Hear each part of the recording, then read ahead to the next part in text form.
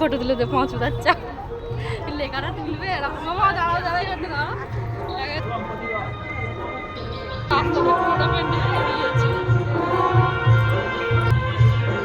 আকাশকে একা একটা তুলে দাও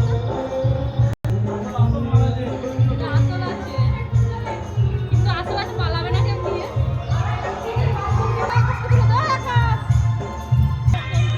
আশপাশের জীবজন্তু যেগুলো আছে ওদেরকে খাবার দেবেন না,